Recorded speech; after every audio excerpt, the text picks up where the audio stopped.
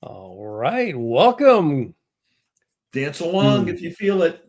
Power of You. The Dance power of along. you. There we go. Yeah. Yeah. Good midday to you, Mr. Bartlett. You as well, my friend. You as well. We've got a bit of a esoteric show today, in one sense. Yeah. We're kind of bouncing this one around, and I think people are going to find it food for thought-ish. I think so. I think that even with the esotericness-ivity, that's my new word for today. That's your new word for the day. Okay. Esotericness-nivity. There'll be a couple of moments where I think people will say, "Oh, I did that. Oh, yes, I did. Yes, it'll be fun. I always love these conversations. Oh, these are great stuff. They really are. I love doing these shows. What I like about them, and those of you that are listening, you don't have to really rehearse to be yourself. What? We on these powers of you, we have some idea of what we're going to be looking at, but yes. we have honestly, we don't really talk much about it before we push live, and then we just riff and go. Yeah, because between us, we've got almost 90 years worth of stuff that we can draw on. And yes, today's going to be one of those where we've got about 90 years of stepping on it. Or in it. Or in it, yes, to kind of illuminate what we're talking about here. So yeah, this will be good. The power of you, that would be us. There we go. That would be you. Dr. Bart, and yeah, that's right. That you and me, you and those who are listening, you guys, you people, without being gender specific. We're going to be unbundling something that I've played with for a whole bunch of years. It's a little poem, and this thing has actually got quite a track record. There's a fair amount of stuff that you can find on the trusty internet about this particular poem, written by Portia Nelson. The poem is called Autobiography in 5 chapters, and it's a very short sort of a deal. But we're going to do our best to unbundle it in the context of leadership. How do you actually lead an organization? Right. So that's kind of what we're going to be playing with here. And there's we're putting the takeaways up front here. So as we do this, there's really 4 takeaways that you can plan on being able to get your arms around as we talk about this over the next half hour, 45 minutes or so. And we'll just kind of alternate back and forth here if it's all right with you, Dr. D. Let's do it. 95% of all adult behavior is sourced from the subconscious mind, out of sight, out of mind. This comes out of an article that I came across in the American Psychologist magazine. It was written back in the early 90s or mid 90s, I guess it was. And I've seen this study replicated or actually spoken about a number of different times, but it eventually says that by the time an adult reaches 30 years of age, things have become pretty reified. Yeah. And what's been reified is the brain, the way we process data and information, and it goes into the background. I mean, it's literally out of sight, out of mind. 95% of our behavior as adults is directed by that subconscious, and we call it mindset. Our good friend Bob Proctor called it the paradigm. But essentially what we're talking about here is what happens when we set New Year's resolutions, and 30 days in, it's kind of like, I never said I was going to do that. It's kind of like, what do you mean weight loss? What do you mean stop drinking? No, our behavior is directed by our mindset, and our mindset is typically unexamined. And that's kind of where this autobiography in 5 chapters begins to point us. So I think we're going to have some fun and kind of playing with that a little bit here. Most people are not even remotely aware of what is in that subconscious little repository. They just know that, things didn't go quite the way they thought they were going to go. Right. Without the contemplation as to why? What?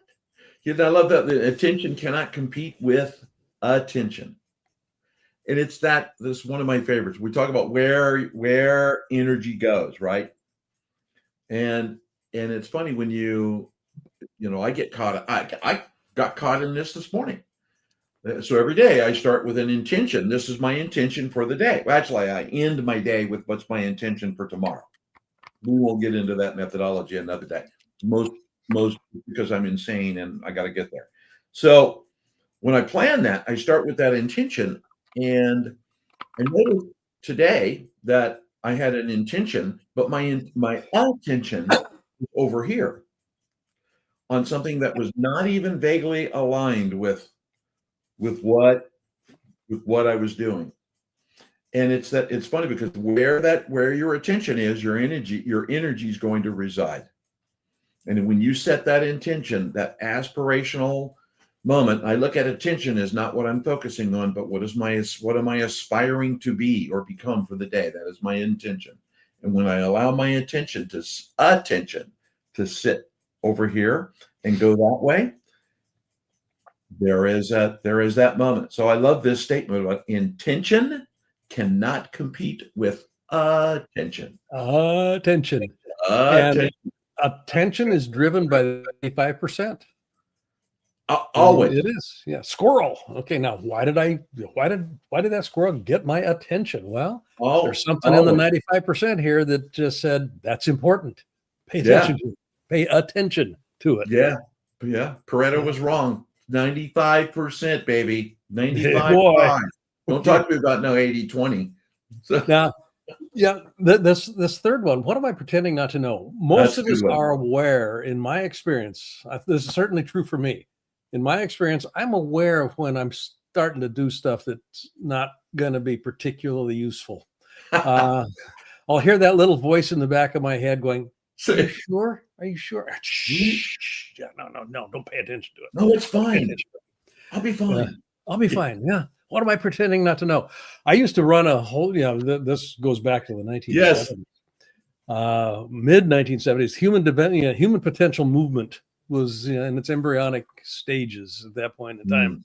And I used to lead, large seminar groups through a 5-day awareness program. When we would start the program, we'd have a little sheet of paper that was literally it was a half of a A4 size paper, or half of an 8.5 by 11 piece of paper. And it went up on the wall behind me. And it said, "What am I pretending not to know?"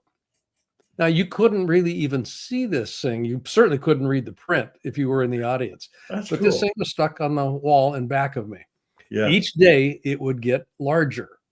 Each day it would get larger until on the 5th day, it was literally wrapping around the room. What am I pretending not to know? And honestly, it would not be until about the 3rd day when somebody would go, "What's going on with that sign?" And it would take 3 days for somebody to actually say, "Excuse me, is there a message here?" And then we start playing with it a little bit. So most of us are very aware of where the pitfalls are. We're very aware of where the speed bump and the speed traps are.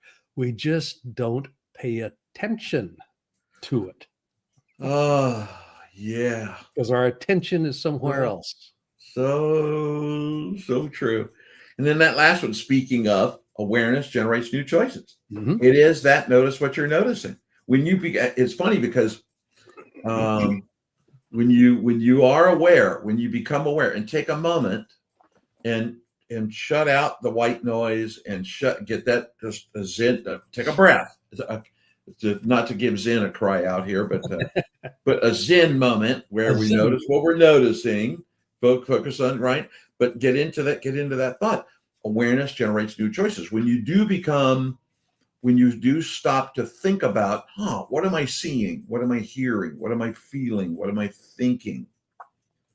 Because things that are going on around you most of the time are a reflection this way, not that way.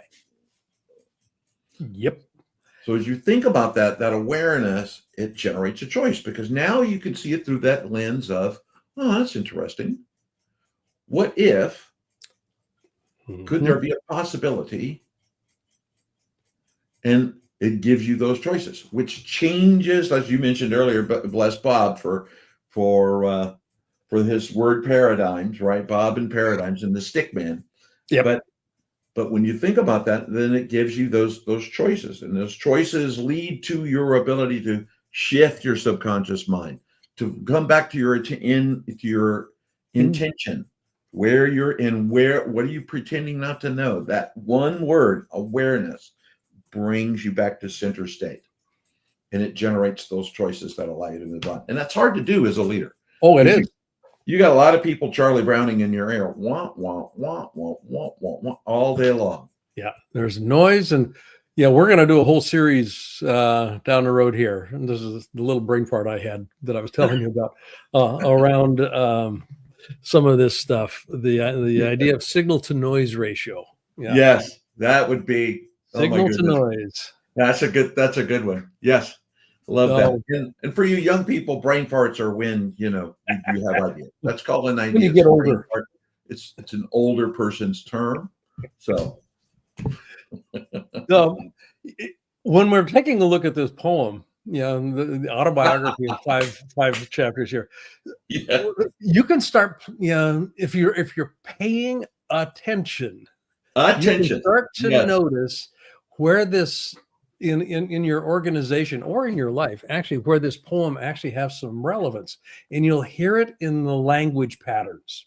Mm-hmm. You'll hear it in the ways that people actually refer to what's going on around them. The most common that you're going to hear is, and this is the autobiography's first chapter, it's not my fault. Everybody's pointing in another direction. We're lost. It's hopeless. It'll take forever to dig out of here. Oh my God. We're the doom and gloom. Who got us here? What were they thinking? It's not my fault. Mm-hmm. All of that. That's the language you hear in the organization. That's also the language you hear in your head at 3 o'clock in the morning, or at the 4 o'clock in the afternoon when things have gone to hell in a handbasket. It's not my fault. Yeah, it will wake you up in the middle of the night. Especially if you start thinking about the next day, it will get you out of bed. Yeah, I love that. And I love number 2. It's still not my fault. I can't believe we did that again. Saw it coming, but I didn't say anything because I figured you would figure it out. So I didn't need to say anything. I didn't need to raise my hand because then there's a risk involved in that. Mm-hmm. And what a waste of time. I love these because it is that direct hook, right? Hey, it's not my fault. That is me. It is still not my fault. Now we're talking about them, mm-hmm. or us, actually. We, the collective we, with a little w and a capital E next to it because you're smaller than the other people. So now we're looking at those people. So it's still not my fault. Can't believe we did that again. What were we thinking? Saw it coming. What a waste of time. Yeah, and that waste of time comes up in the meetings that are, after review. It's kind of like, we should have known better than that, guys. Yeah, I know. And so you end up beating the dead horse and trying to assign, literally trying to assign blame. Okay, who missed it this time? I thought we had this thing set up. Right. Yeah. So, and then it's, you're wasting time, money, resources. Just kind of morale goes down the tube. It all goes. Especially one of my favorites always, Blaine, was back in the old technology days. It's a waste of time because we already knew the answer. I don't know why we know the answer. Why are we here to talk about it? That's a waste of time. I could have told you what was going on. I could have told you where it was going to go wrong. Exactly. Yeah. I could have, but nobody asked me. I'm going to go back in history again to one of my earlier lives. In this whole human development, human potential moment. I would also, way back in the beginning, lead encounter groups. And these were intense, just 24-hour days for 4 days in a row, 5 days in a row. I mean, it was just brutal. And at the beginning, people say, okay, what's the outcome you want to have out of this? And then my question following that is, if you don't get it, what are you going to tell yourself? And everybody could answer the question. Right. And so we get into the program and things that start going off the rails for somebody. And I'm going, okay, stop just a moment here. Get your notebook out. What was that thing you were going to tell yourself if you didn't get what you wanted? And they would read it and I go, and they're right in the middle of the story. We know what it is. And this is, what am I pretending not to know? Yes. It's crazy. Yeah. I love it. Then you start moving in. The 4 pillars that we work with, 1 and 2 are an abdication of accountability. It's not my fault. In number 3, I'm now starting to take some accountability for what's in front of me. Okay. Right. It's my fault. Yeah, God, I knew better. Mea culpa. I got my hand in the air here. I saw it coming, but I wasn't in a position to overcome the inertia of the paradigm, of the mindset, whatever it might be. I just didn't act. I know what I did. And because I know what I did, it's actually pretty easy for us to get out of this mess. Right. Yeah, because we have less recrimination going on. Now we're just focused on, okay, let's get ourselves back to square one so we can keep going here. Yeah. And then I love how it shifts to that last one. We dodged a bullet. Just what if, what's possible, and let's explore.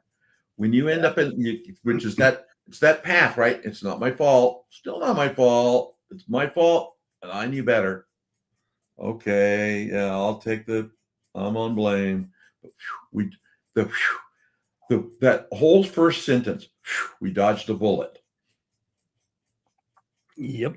It's just such an indicator, which it goes all the way down to, well, we got away with it this time. Yep. Got away with it this time. Now there's a step after this, and this is what we've got here are 4 little chunks. Yes. This is an autobiography in 5 chapters. These are the first 4 chapters. Yes. The 5th chapter is the one we want to actually move towards, and that's what we're going to talk about next. Yes, we're not going to tell you about it yet, though. You got to sit through the whole. You got to stick with us. There to the end. There's a special gift at the end, which is Blaine and me. We'll even put a little ribbon around us. Yep. Well, I got one around here somewhere. Yeah, I know. I'm looking. I don't have. Give me time to find one. It's leadership. Leadership is the. I'm sorry, I jumped in because it said leadership right there on the screen. Leadership is the activity. So we talk about this in every Power of You. Matter of fact, we talk about this in our masterminds when the definition of leadership. A couple things. When you think about a definition, it's got to be easy. Mm-hmm. It's got to be clear. It's got to be undebatable. When we say definitions is it is. It is similar to I am. It is. And the definition of leadership that we work with is leadership is the activity. Leaders, so let's start, we'll go quickly through this, but leaders create cause movement. That is an activity. It takes an activity. So there's an activity of influencing. Influencing is how you show up. It's that vibrational state you have when you walk in the room. I was thinking this morning, working with my PR team on the book, and we were talking about stories, and it's that person that walks in the room like this. And that vibrational state is set. I am not influencing jack squat.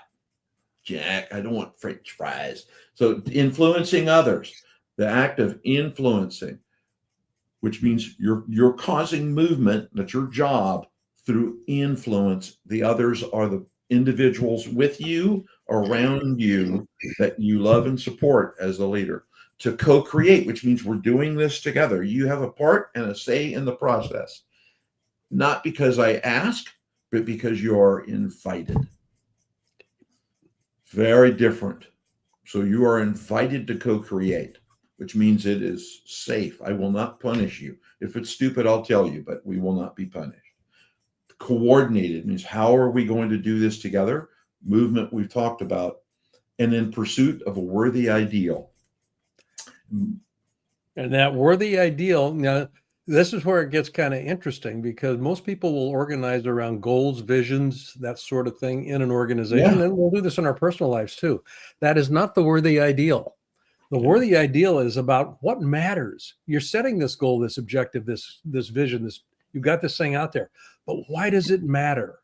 Why does it matter to you? It's not going to matter to me in the same way. But the key here is emotionally engaged. Right. This matters to me.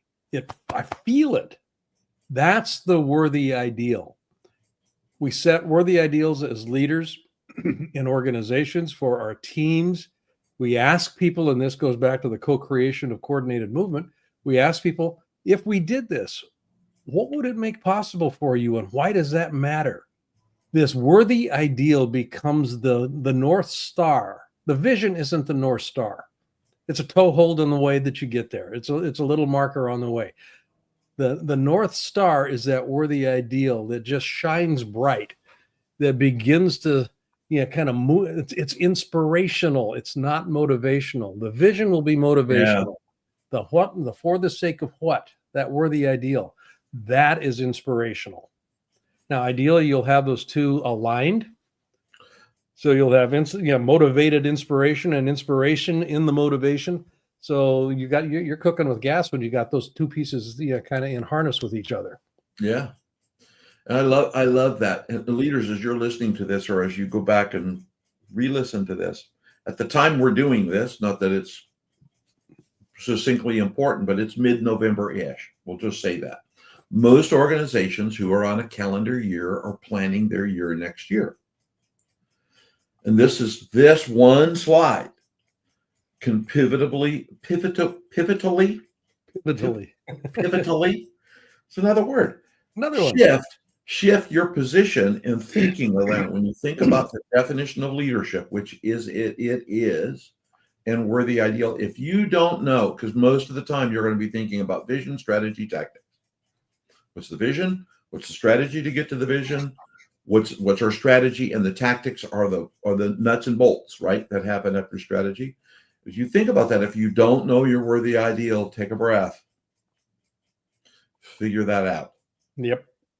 You will notice if you know your worthy ideal and you're clear on your worthy ideal, your team's worthy ideals, how they relate to the direction that you're going, and the worthy ideal of that outcome for your organization, what is the greater good, then it will radically shift your business's success next year. That one tip. And we'll leave a link up to the tip jar later. You can just send us money for telling you that. But take a moment, spend some time with this slide, and think about that, because it will shift your thinking about what you're doing and why. What is that worthy ideal? And interestingly, in an organizational setting, in a team setting, you can't tell people what this is. You have to ask them. You have to be in a position to ask. Right. You have to have created an environment that's safe enough for them to wrestle with that question, because a lot of people don't know the answer to this because they've never been asked. Yeah. And I was thinking about this the other day when we were talking about worthy ideal in the mastermind group. One of the things that came out of it, there's the other side, there's the duality to it. And we haven't talked about this yet. Maybe it's a power of you, which is you as the leader have to be ready to be receptive to hearing that worthy ideal. Not hear it, but you have to receive it. Yeah. Speaking of wavelengths and noise and sound. Yeah. So very, very different. So worthy ideal. There we go. Now, here's the poem. Autobiography in 5 chapters. Chapter 1. Doctor? I walk down the street and there is a huge hole in the sidewalk. I fall in. Oh my God. I'm lost. It's hopeless. It's not my fault. I was just walking down the street. Where in the hell did this hole come from? It takes forever for me to get out of this thing. Now, think about your life. Think about your job. Think about your team. Think about the marketplace that you operate in. I walk down the street. I go to market. There's a huge hole in the sidewalk. There's a huge, tariff that's out there somewhere. I fall into it. I haven't pre-planned it. I haven't even thought about it. I just fell in. Oh my God, I'm lost. It's hopeless. Yeah, it wasn't my fault. Damn it. if that hadn't happened, if the Chamber of Commerce had run a flag up the flagpole, or if somebody had waved me off, it's not my fault. And I spent all this time and energy ruminating, thrashing around, blaming, it's not my fault. And it takes me forever to get out because I'm not really focused on getting out. I'm just pissed off that I'm in. Yeah. Yeah. I love this, which is, as a leader, as you think about that, and having led companies and teams and all that paraphernalia, right? It is such, if you're listening to this for the first time, leaders, this is easy. This has happened. This will happen. You are going to walk down the street. There's going to be a hole in your sidewalk. You're going to fall in and you're lost and you're hopeless because you were not paying attention. You're in the hole. You're in the hole. It's not my fault. Somebody dug that hole. Therefore, I'm in, and now I got to figure out what do I do? And there are some people, and there are some companies, and there are definitely some teams in some companies that do not get out of chapter 1 in their autobiography. This becomes the story of their life. Autobiography in 1 chapter. I don't mean to laugh, but yes, I had about 6, 9, 12. Now the number's growing in my head as we think about it. That never left chapter 1. Yeah. Oh, they're still out there in a hole somewhere. Oh my God. When you move beyond chapter 1, you start moving into chapter 2. Yeah. And you hit it. So I walk down the street. There was a huge hole in the sidewalk. I pretend that I don't see it. I fall in again. I can't believe that I'm in the same place again, but it's not my fault. Still, it takes me a long time to get out. Yep. And when you start thinking about innovation and growth and creativity in an organization, I came across this article on, actually just yesterday, I think it was, Mr. Freely over at Ford, the CEO of Ford, was talking about their EV, electric vehicle production issues. The issues. I mean, they are losing money hand over fist and all kinds of stuff around this thing. He said, we took apart a Tesla. We took apart, the Chinese version of that. And when we took it apart, we were absolutely shocked at what we found. And one of the things that he highlighted was both the Tesla and the Chinese version of the Tesla, and I forget what the brand name was. Yeah, me too. Yeah. But both of them had 1.6 kilometers less wiring than the Ford counterpart did. Interesting.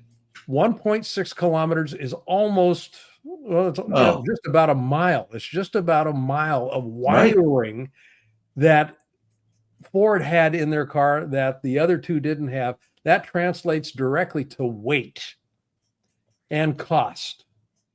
I walk down the same street. We know about manufacturing. There's a huge hole in the sidewalk. It's been cordoned off. There's flags and all kinds of stuff. Pretend that I don't see it. We're just going to manufacture the way we've always done it. We're going to do the way we've always done it. We walk right through that, fall in. Can't believe that we're here again.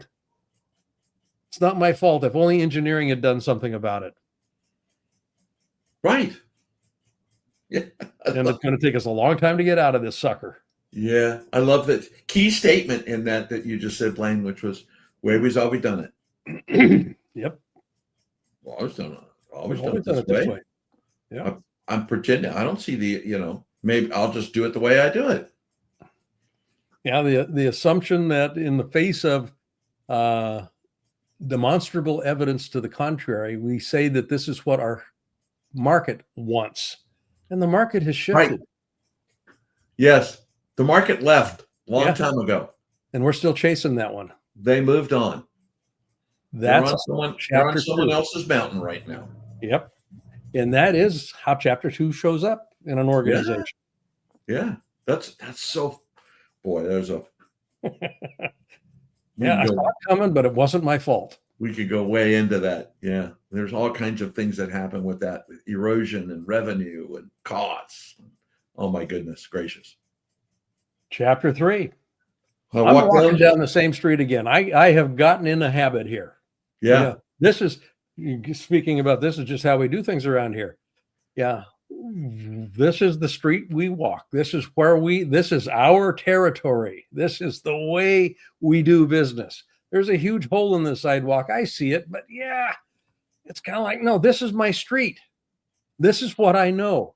I still fall in. It is a habit. My eyes are wide open. I already know where I am. It's my fault. I've kind of slapped myself on the forehead.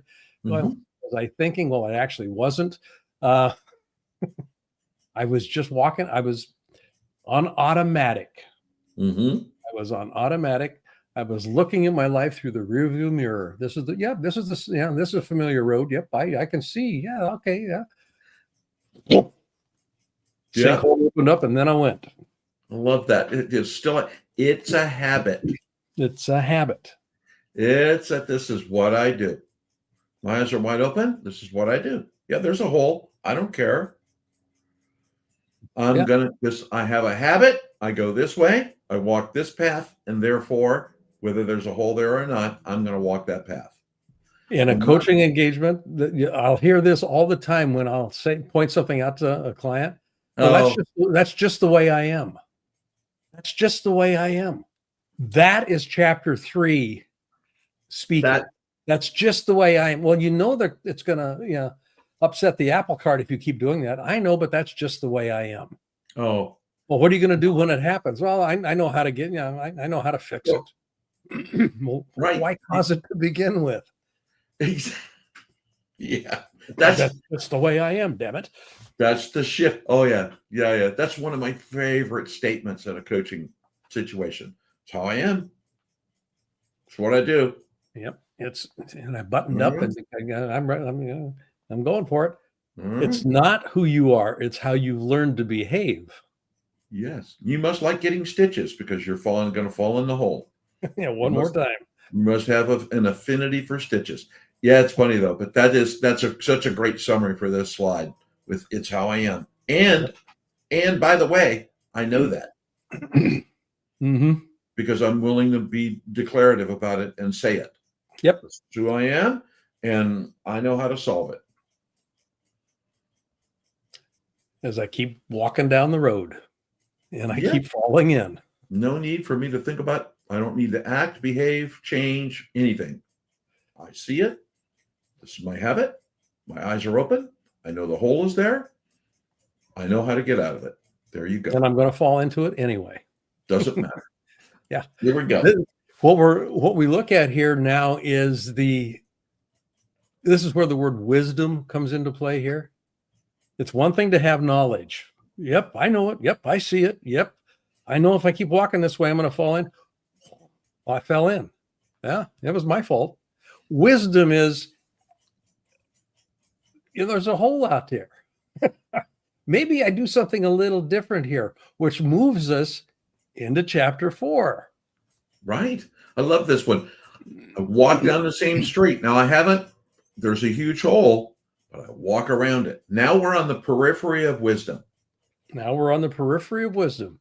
haven't imagined it different. We haven't thought about possibility. We haven't engaged the imagination. We haven't asked ourselves, no, this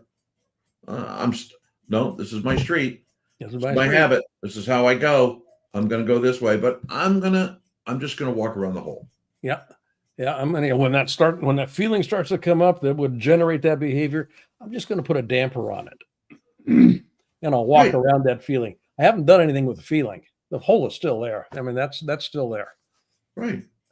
I'm still going to do that. I will get triggered. Yeah. Yeah. Yeah, that's going to happen. Yeah, that's going to happen. Yeah, that's going to happen.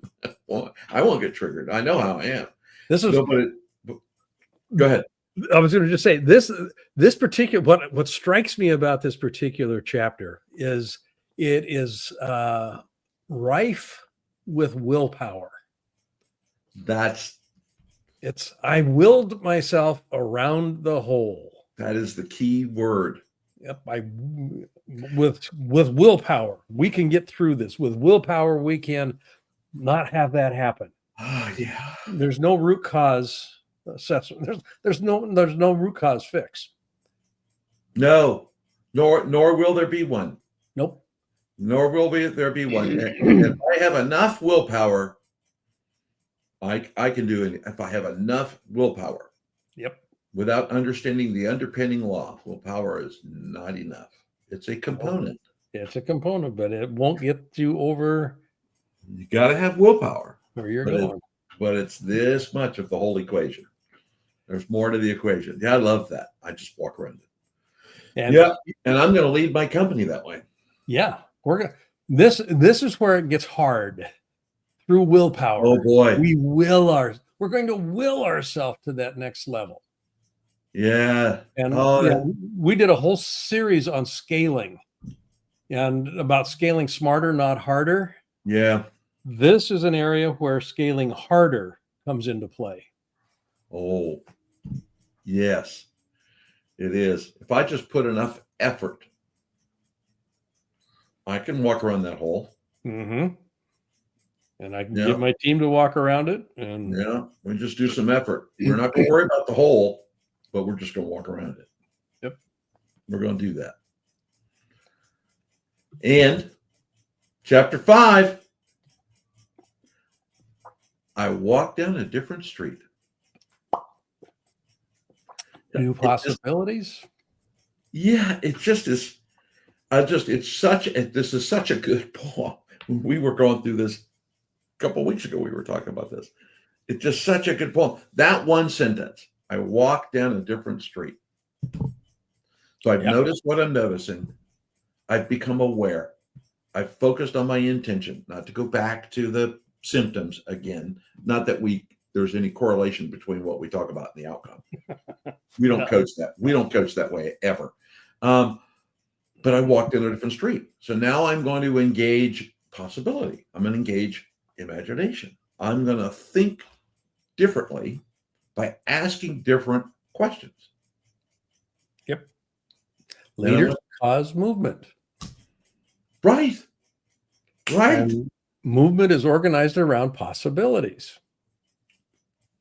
Yes. Now, the challenge on this, I walk down a different street. I don't know this street. I know it's adjacent to where I was coming from, but I'm not familiar with this street. How are we going to do this? This is where co-creating coordinated movement comes into play. Right. And how do you get your team over onto this other street? That's where influencing comes into play. Mm-hmm. Okay. You can grab them by the scruff of the neck and haul them over, but if they don't have it for the sake of what, it's kind of like, well, this is an unfamiliar street. I'm going to go back to what I know, my familiar street, pothole and all. I know where that's at now. I can walk around it. That's right. And Bleeder, as we're listening to this, Leader, I chuckle because I know when Blaine said that, if we weren't on the air, we'd be grabbing you by something else. But I'll leave you. We'll leave it there. So, but it's so interesting you say that, because when you think about that, and we talk about this all the time. We talk about it in scaling. We talk about it in decisions. We talk about it in a lot of the things that we coach on and that we do here in Power and You. That act of moving to a different street, doing something different, and opening up possibility when you're working with your team, and you hit it right on the spot, Blaine, with it's that co-creating. If you're going to cause movement, moving to a different street and co-creating that outcome together, that people have got to come with you, and you're going to deal with fear and uncertainty and doubt and but and what if, and all of those things are going to come into play. But as the leader, if you maintain that focus that we talked about in the definition of leadership, your team will walk with you. And they will explore with you so that you can become familiar with that new street and the possibilities that it contains. This is how you move into new markets. This is how new products get developed. I mean, there's an incredibly practical application to this. This is how you eliminate 1.6 kilometers of wiring in your cars when you're manufacturing. And reduce your cost. Yes. Oh, yeah. And come up with a better product. Yeah. I walk down a different street. Let's reimagine how we're doing this. Let's reimagine what it is. Let's reimagine who we are. Oh, It's such a, yeah. And it's such a fun thing. That is where opportunity presents itself.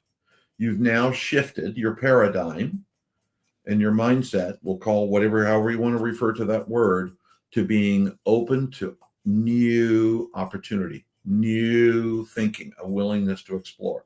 Until you make that shift, getting to those new opportunities and reducing the wiring and the cost, you can't get there. Yep. So this is the autobiography in 5 chapters. And this, it ends on a success note here. A lot of companies, a lot of people do not get past chapter 4. Yeah. That's where their story ends. Yeah. Yeah. So once upon a time, chapter 1. But anyway, another chapter day. 1. Yeah. Or chapter 1. Forget 2 and 3. It's 1, 4, 5. 1, 4, 5. Yes. There you go. So no, I love this. Yeah. This is all contained in this thing that we're calling the power of you. So there it is. That's this week's edition, autobiography in 5 chapters. Mm-hmm. And the invitation would be to take a look at your life, take a look at the organization that you're leading, either if it's a team, if it's a division, a department, or if it's the whole company.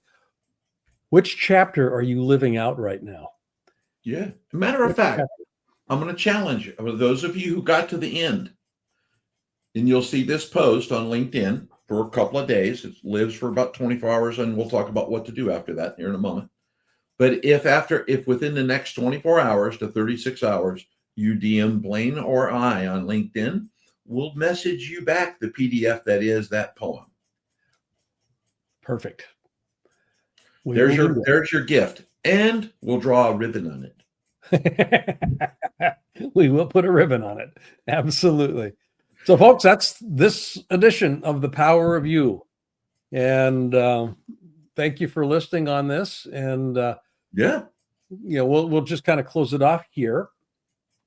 And that being said, little pause here. We do want to actually make you aware of the fact that there is a library, and all of these powers of you go into this library. Every single one of them. These are it's a curated library that contains, 45, 50 sessions right now, something like that. So it's lifetime shareable access to the entire library of these topics, these leadership topics. Yes. So this is available to you. And the way that you can find out about it is go to leader.blainebartlett.com/power-of-you. Yeah. And there you'll get, it's a landing page. It gives you all the information you'll want to know about how to get access to it. And we invite you to it. You can take this and just kind of use these with your team. They are great conversation starters with your team. There's a whole series on decision making. There's a whole series on strategy. There's a whole series on scaling. And then there's a bunch of one-offs, just like today's, the autobiography of of life in 5 chapters. It's funny because yesterday, just listeners, just so you know, I've come from a background where we've worked with teams that have done a lot of stuff, influenced billions of dollars in revenue. I would recommend go sign up for Power of You. Just anecdotally, yesterday, I went through and organized all of the slides on my hard drive because I wanted to find them again. 2, 3, 4, 5, 6, 7, 8, 9, 10, 11, 12, 13, 14, 15, 16, 17, 18 different topics in the Power of You and almost 61 slides, 61 decks. Whoa. So we've been at it for a while on all kinds of topics that leaders, if you have access to the library, the library will be invaluable to the content that's there. Get it, share it with your team.